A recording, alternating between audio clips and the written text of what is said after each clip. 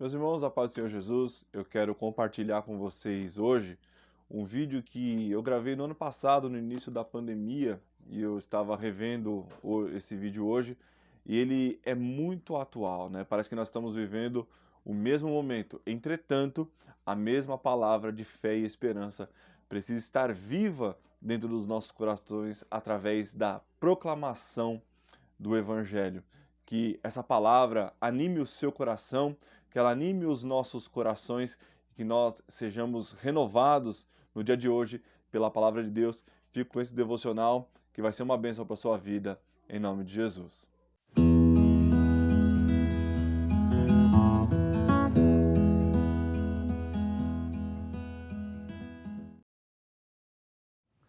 Meus irmãos, a paz do Senhor Jesus, estou aqui para deixar uma palavra ao seu coração nesse momento, em nome de Jesus, uma palavra de reflexão, uma palavra de Deus para as nossas vidas, amém?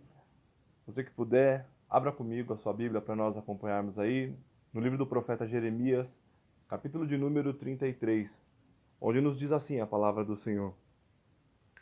E veio a palavra do Senhor a Jeremias, segunda vez estando ele ainda encarcerado no pátio da guarda, dizendo: Assim diz o Senhor que faz isto, o Senhor que forma isto para o estabelecer. O Senhor é o seu nome. Clama a mim e responder-te-ei, e anunciar-te-ei coisas grandes e firmes que não sabes. Porque assim diz o Senhor, o Deus de Israel, acerca desta cidade e das casas dos reis de Judá, que foram derrubadas com os arietes e a espada. Eles entraram a pelejar contra os caldeus, mas isto é para os encher de cadáveres de homens, que feri na minha ira e no meu furor, porquanto escondi o meu rosto desta cidade, por causa de toda a sua maldade. Eis que eu trarei a ela saúde e cura, e o sararei, e lhes manifestarei abundância de paz e de verdade. E removerei o cativeiro de Judá e o cativeiro de Israel, e os edificarei como ao princípio. Amém, irmãos? Então nós vemos nesta passagem o Senhor falando através da vida do profeta Jeremias para o seu povo que estava numa situação difícil e numa situação muito complicada. Como também nós estamos passando nos dias atuais. O mundo está em pânico, o mundo está em caos por conta de um vírus. Isso nos faz refletir a fragilidade humana. Nós temos um vírus aí e uma situação que atinge todas as classes sociais sem distinção. Ela atinge o país mais rico e atinge o país mais pobre. Ela atinge o homem mais rico de uma nação e atinge também o homem mais pobre de uma nação. Então nós vemos que é uma situação que muitas vezes tira a confiança e tira o sossego. Porém, nós devemos nos lembrar que a nossa confiança e o nosso sossego não estão nas coisas e nas questões terrenas, mas elas estão na força e no poderio do nosso Senhor, o que não significa que devamos ser imprudentes e que devemos tomar todo o cuidado que é necessário neste momento. Meus irmãos, eu quero aqui já de antemão dizer, eu não creio que seja esse o fim do mundo. Nós tivemos outras pragas piores ao longo da história.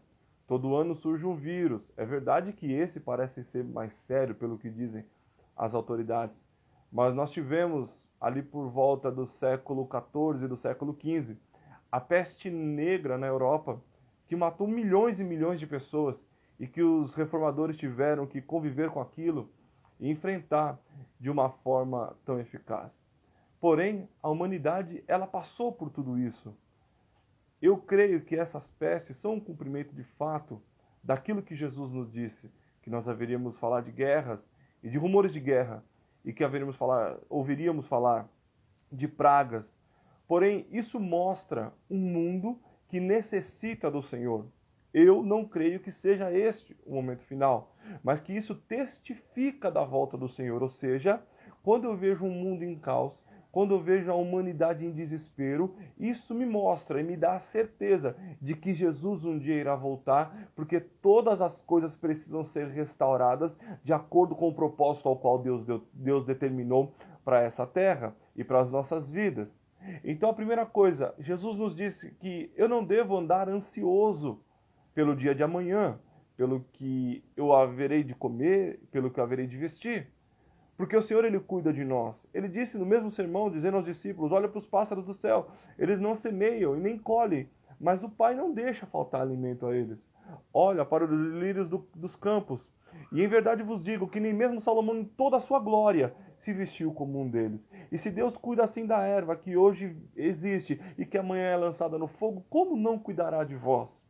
Então a primeira questão, irmão, isso não significa que nós não iremos sofrer, mas significa que o nosso Deus, Ele está no controle de todas as coisas. Isso eu quero te dizer porque Jeremias ele está encarcerado ali no pátio da guarda e está sofrendo porque está preso ali enquanto os caldeus invadem Jerusalém.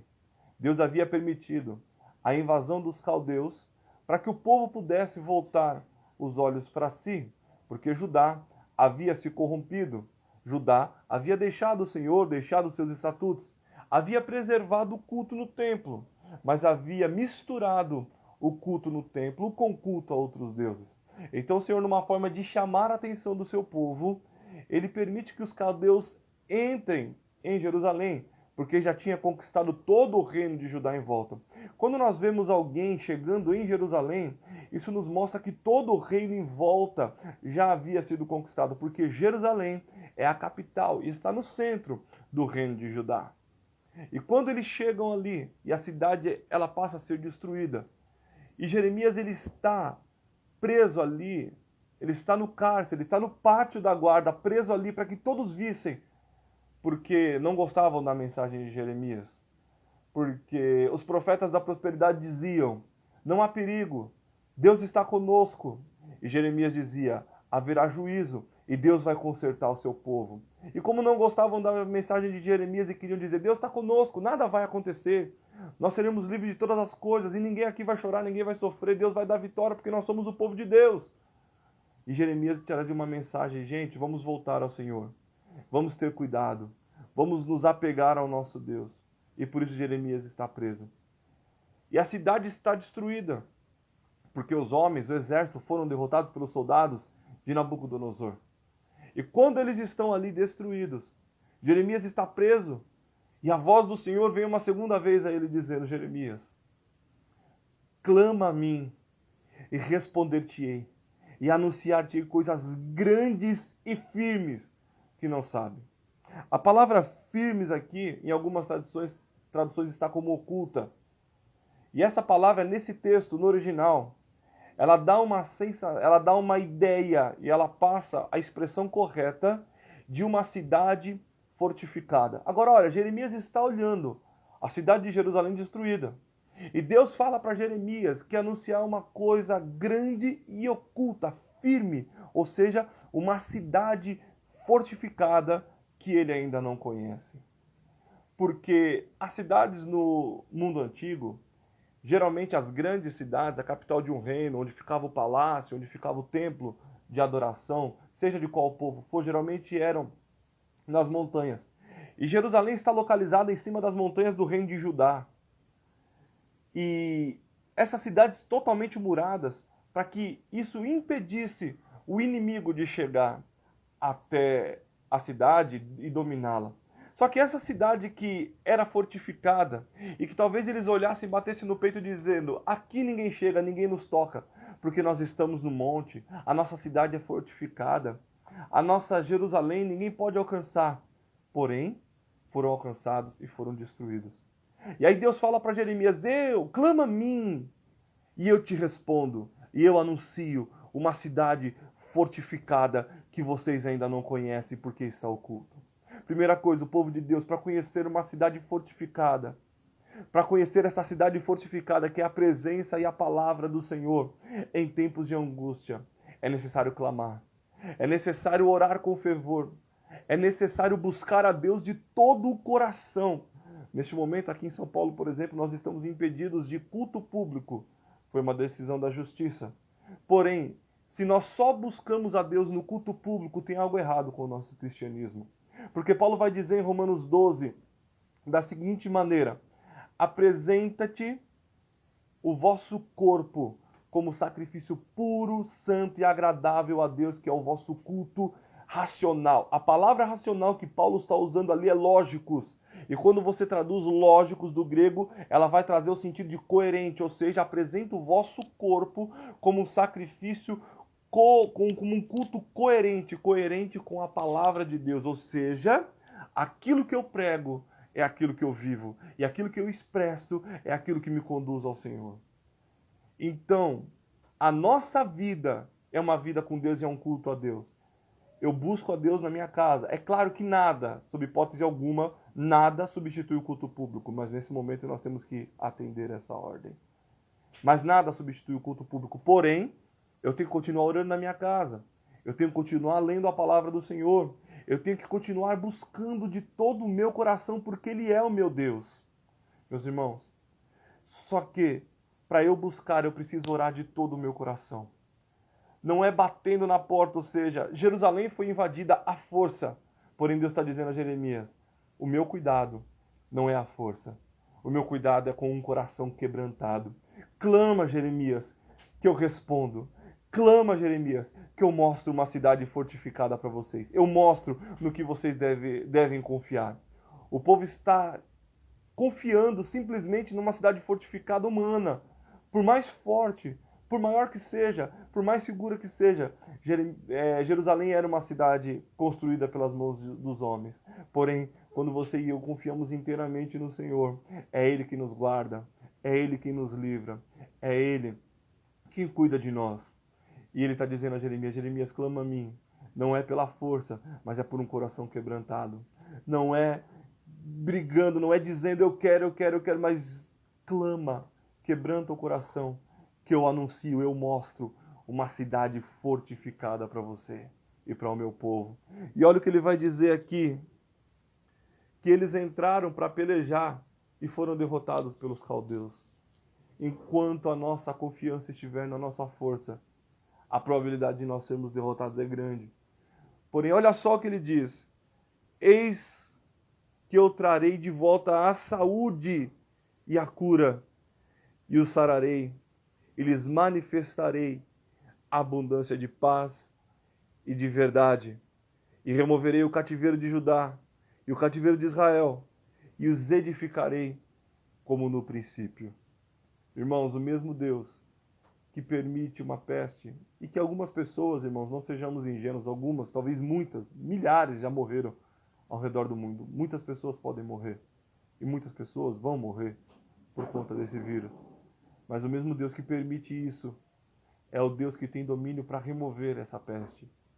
Meus irmãos, a primeira coisa que nós temos que entender, o nosso Deus, Ele é soberano.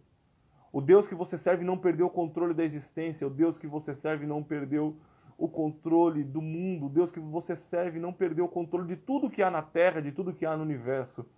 Se até as estrelas estão contadas, Ele chama cada uma delas pelo nome. Isso mostra o poderio do nosso Deus. Mas, pastor, por que Deus permite, às vezes, algumas coisas como essa? É para mostrar justamente que o mundo está caído em pecado e que o antídoto do pecado já foi derramado na cruz do Calvário, que é o sangue de Jesus. Porque Ele é o Cordeiro de Deus que tira o pecado do mundo. Quando nós vemos um mundo em caos, nós vemos um mundo que necessita ser restaurado. E essa necessidade é a garantia da volta de Jesus um dia. Então, irmão, descansa o teu coração. Eu estava na segunda-feira olhando para toda essa situação e me veio um momento que eu falei, meu Deus, nos guarda. E de repente me veio uma paz tão grande, dizendo que é justamente sobre isso que nós pregamos. É justamente sobre sobreviver. É justamente sobre aguardar a volta do nosso Deus.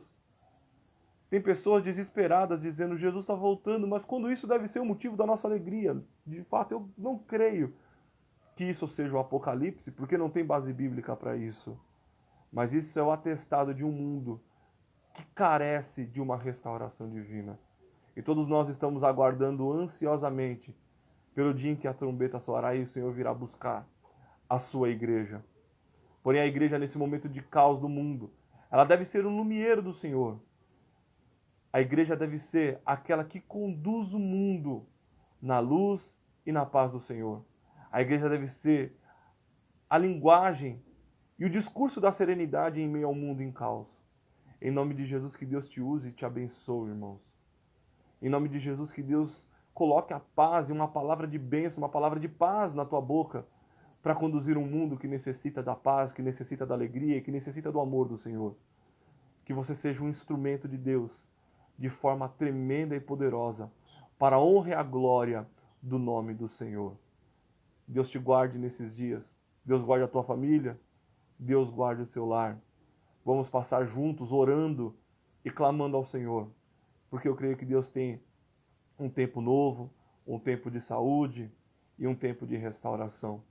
Só uma coisa, muitos estão dizendo hoje, é como as pragas no Egito. O propósito é diferente, irmãos.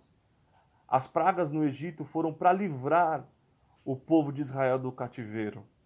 Se tem alguma passagem bíblica que pode se relacionar com as pragas que nós estamos vivendo no momento, é quando alguém ficava leproso e se isolava, para não contaminar os demais. Então seja sábio também. Não desafie. Não saia desafiando, eu sou de Deus, então essa praga não vai me pegar. A não ser que Deus mande. Mas tenha consciência do que Deus fala e do que Deus não fala. E até mesmo nas pragas do Egito, Deus falou, fique em casa. Então se você puder, tenha serenidade. Seja sábio. Seja luz. E que o povo e que as pessoas possam olhar para a igreja e enxergar serenidade e sabedoria. E não alguém que está desafiando imprudentemente, dizendo que Deus disse uma coisa que Deus não disse. Se Deus te usar para curar, ore, deixe Deus te usar. Mas se Deus não te falar nada, fique na sua casa, seja prudente, porque a loucura e a insanidade também não agradam a Deus. Deus abençoe a sua vida. Vamos orar e vamos passar juntos por isso, em nome de Jesus. Eu creio que a igreja sairá fortalecida nesse momento e que a falta que nos tem feito o culto público, porque o culto público é a expressão da salvação. Aqui também vai um recado para aqueles que não têm frequentado cultos. Talvez esse momento seja para você observar a falta que faz um culto público, porque eu só sou corpo se eu estou ligado ao restante do corpo. Se eu sou um braço que está desligado do corpo, eu sou um membro amputado que logo vai entrar em estado de putrefação e será desfeito. Agora, quando eu faço parte do corpo, eu estou ligado ao corpo, então nada substitui o culto público. Nada substitui. Eu só consigo ser igreja fazendo parte da igreja. Eu só consigo ser igreja estando em comunhão e adoração com os meus irmãos. Então, meus irmãos, fique com essa palavra. E eu creio que nós sairemos fortalecidos e que a igreja sairá, eu profetizo em nome de Jesus, avivada deste momento. Não apenas com cânticos, não apenas com louvores e não apenas como nós pentecostais em línguas estranhas, mas que sairá uma igreja avivada, certa de que necessita de arrependimento dos seus pecados e certa que depende totalmente do Senhor, e dizer que nós nos reunimos em culto público porque é a nossa essência e nós adoramos e isso nos faz bem. Porém, que a essência do cristianismo ela está no arrependimento e que o culto público é a expressão da minha fé, mas não é o fundamento da minha fé. O culto público é onde eu me reúno, é onde eu adoro, é onde eu mostro que eu sou salvo e não a razão da minha salvação. A razão da minha salvação é o Senhor. O Senhor é a sua cidade fortificada e que nós possamos voltar aos nossos cultos em breve em nome de Jesus. Vamos orar, eu quero orar pela sua vida, pela sua casa e pela sua família. Senhor meu Deus, amado, eterno e todo-poderoso, em nome de Jesus, papai querido, eu me reúno agora com cada um dos meus irmãos que estão vendo esse vídeo neste momento. Meu Deus, coloca as tuas mãos sobre as nossas vidas, ó Pai, que o Senhor possa nos guardar e que nós possamos passar, meu Deus, por este momento de angústia e de caos. Meu Deus, que nós possamos sair fortalecidos. Abençoa a tua igreja, abençoa, meu Pai, o teu povo. Abençoa todo aquele, meu Pai, que está vendo esse vídeo, que possa ser alcançado pela sua mão poderosa. Senhor, nos fortalece e nos aviva neste momento. Eu creio, meu Pai, que assim como o Senhor permitiu este cativeiro ajudar para trazer de volta o seu povo à tua presença, que o Senhor está permitindo este momento para que nós possamos olhar novamente para Ti, ó Pai. Meu Deus, abençoa, coloca as Tuas mãos e nos guarda. Papai querido, visita este mundo e restaura, Senhor. É o que nós te pedimos e te agradecemos. Em nome de Jesus. Amém. E graças a Deus. Deus abençoe sua vida e a sua família. Em nome de Jesus.